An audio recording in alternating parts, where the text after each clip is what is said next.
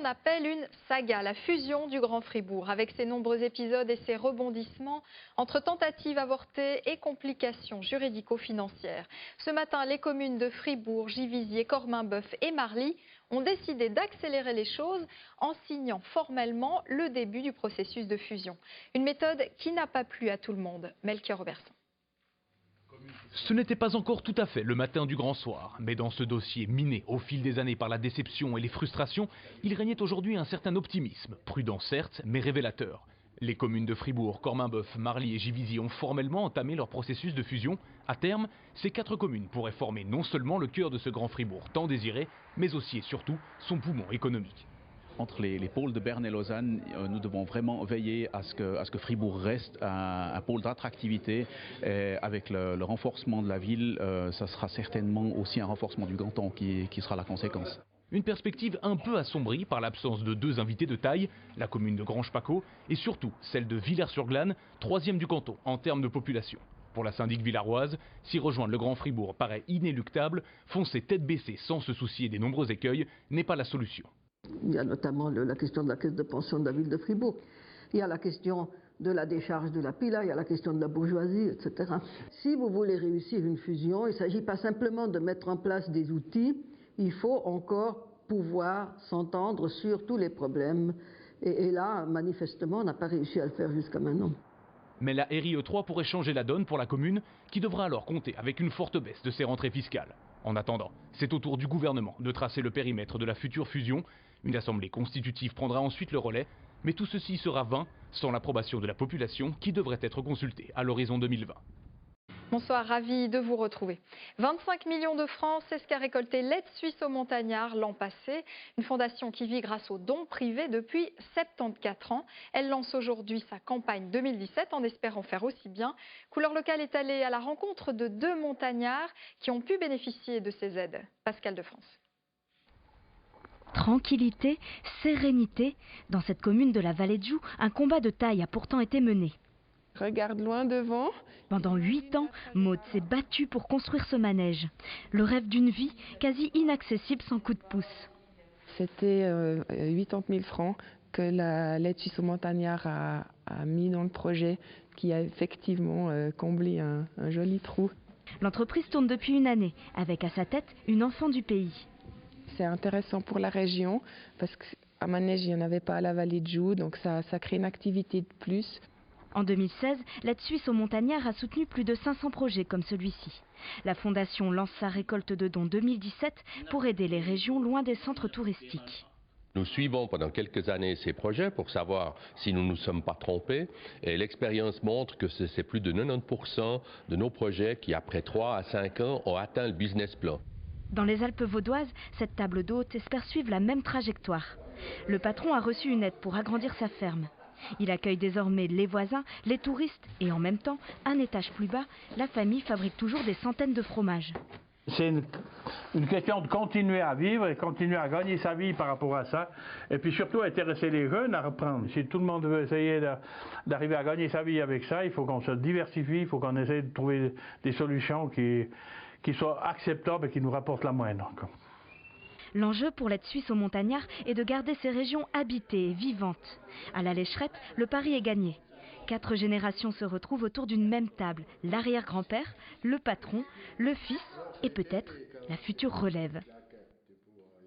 La suite de notre série sur la réforme fiscale des entreprises soumises au vote populaire. Une des conséquences serait une baisse de la charge fiscale qui pèse sur les entreprises. À examiner précisément, une partie n'en profitera pas directement. Pierre Nebel. Bernard Erny est le directeur d'une PME dans la région de Genève. Dans ses locaux de la Praille, son métier est de vendre des vitres, des miroirs, pour la construction, mais pas seulement. Nous avons par exemple les grands hôtels qui nous commandent ce type de réalisation pour leur dessus de table, de meubles de luxe qu'ils ont pour les protéger. Comme beaucoup d'autres patrons, Bernard Erny met beaucoup d'espoir dans la 3e réforme de l'imposition des entreprises. Il en attend une dynamisation du climat des affaires. Nous avons le secret espoir que nos clients puissent réinvestir le gain qu'ils font sur les impôts dans notre entreprise et que notre chiffre d'affaires va au moins se stabiliser, mais très vraisemblablement augmenter. Très peu de changements par contre pour sa propre facture d'impôt. Pourquoi ? Eh bien parce que son entreprise ne déclare que peu de bénéfices et donc ne paye que peu d'impôts. Je pense qu'on aura une économie entre 15 et 30 000 francs par année, disons par rapport à la situation actuelle. Elles sont très nombreuses en Suisse, les entreprises dans une situation similaire. Sur plus de 340 000 sociétés, plus de la moitié ne déclarent aucun bénéfice et donc ne payent pas d'impôts. 45% déclarent un bénéfice jusqu'à 1 million et seulement 3% plus d'1 million. L'entreprise LEM fait partie de cette minorité de gros contribuables. Son directeur, François Gabella, réalise un chiffre d'affaires de 260 millions de francs. A priori, son entreprise devrait bénéficier largement de la RIE 3, mais il assure que non.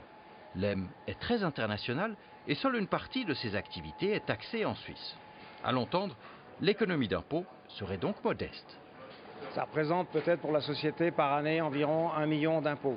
Ce qui n'est pas énorme, mais par contre, ce qui est un signal extrêmement fort dans la mesure où nous pourrons continuer à investir dans le R&D, dans le développement de nouveaux produits et dans l'innovation.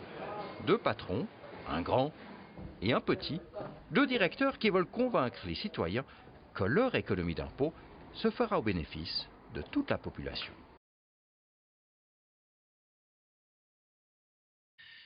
La campagne sur la 3e réforme de l'imposition des entreprises s'enflamme. En début de semaine, les critiques de l'ancienne ministre des Finances, Evelyn Widmer-Schlumpf, ont donné des ailes aux opposants, à gauche comme à droite. David Berger.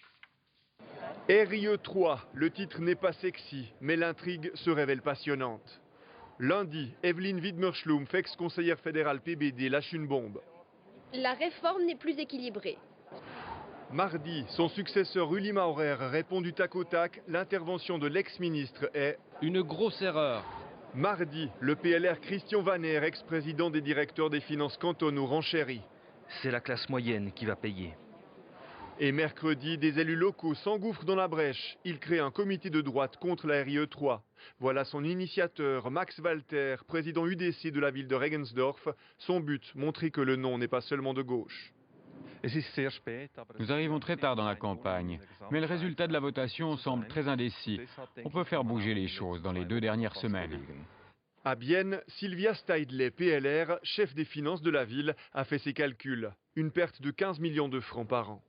Il faut que soit réintroduit à nouveau cette garantie pour les villes d'avoir une compensation de leurs pertes par les cantons. C'est quelque chose qui était dans la première mouture et qui a disparu ensuite dans les travaux au Parlement. Une réforme qui a des défauts, ces jours même des partisans le concèdent, les intérêts notionnels par exemple. Je redis ici que je concède volontiers que c'est un aspect qui est dérangeant. C'est un aspect que soutenait pas le Conseil fédéral, c'est un aspect que soutenait pas le Conseil d'État genevois. Les partis pensent que si aujourd'hui ils disent non, les partis bourgeois s'ils disent non à la réforme, c'est qu'ils disent aussi non aux entreprises. Et ce n'est pas le cas, l'affaire est beaucoup plus complexe. La réforme n'en reste pas moins indispensable pour les chefs des finances romans, même contestés par des bourgeois. Ça ne sert à rien de vouloir peindre la sur la muraille. Les villes vivent dans des cantons, les cantons vivent dans une Suisse confédérale. Et s'il n'y a pas cette réforme, il y a un gros risque majeur pour l'équilibre. Sérénité affichée, reste que les critiques d'Evelyn Widmer-Schlumpf passent mal. J'espère que quand je serai plus aux affaires, je ne m'exprime pas contre mes collègues en place. La réforme de l'imposition des entreprises, un film à suspense à voir jusqu'au 12 février.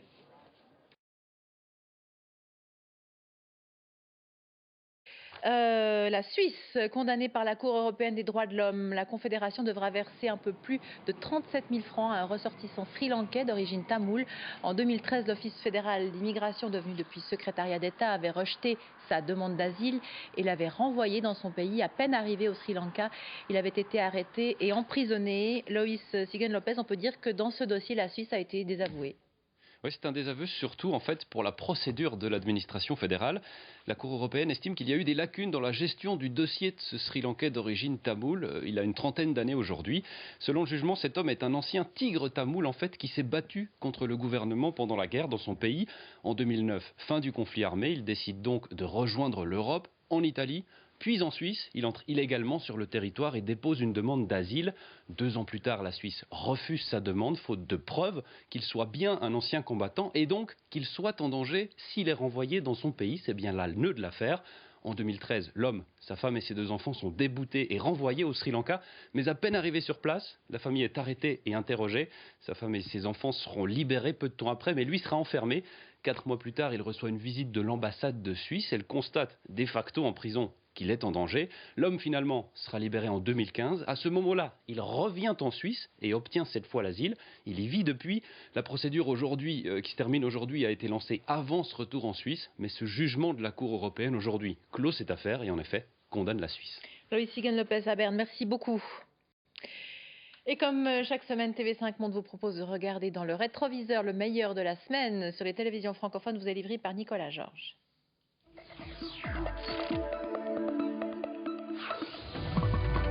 Elle sera désormais obligatoire pour circuler dans Paris.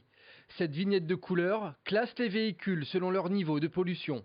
Ça très bien, quand il y a un système qui s'applique quelque part, il en faut un système. Objectif, organiser la circulation en cas de pic de pollution. Est-ce que les gens vont prendre le pli selon vous? Parce que là, il n'y en a pas une seule par exemple. Hein. Oui, je pense qu'ils vont prendre le pli. On a un enjeu de santé publique et donc on doit aussi modifier nos comportements. Une mesure qui concerne les automobilistes parisiens, mais aussi ceux de passage dans la capitale. En cas d'oubli, ce sera 65 € d'amende minimum. Auparavant, la police belge utilisait ces poteaux pour constater les accidents sur autoroute. Désormais, ils sont remplacés par des drones ultra-modernes. Un nouvel outil pour la police belge en 3D, s'il vous plaît. Maintenant, tout peut rester sur place. On survole avec le drone, prendre des photos, faire une grande image. On peut mesurer dedans, dans cette image, donc ça va aller plus vite. Résultat, 1 heure pour établir un constat d'accident au lieu de 2 auparavant. Le test doit durer 1 an avant d'être adopté définitivement. Au Québec, le système des réserves autochtones pointé du doigt dans un rapport d'enquête après une série de suicides. Des suicides qui seraient dus à l'isolement et à la détresse de ces communautés. Le système de réserve est complètement archaïque, désuet. Ça doit être revu de fond en comble. Une vague de suicides qui aurait pu être évitée selon cette enquête. Première mesure prise par le gouvernement québécois, l'ouverture 24 heures sur 24 d'une structure spécialisée pour gérer les crises suicidaires et aider les personnes en difficulté. À Paris, il faudra bientôt payer pour joindre la police par téléphone. 6 centimes d'euros par minute pour contacter la préfecture ou les commissariats parisiens. Conséquence du basculement vers un numéro unique pour les joindre, le 3430. Les appels au 17 police secours resteront quant à eux gratuits.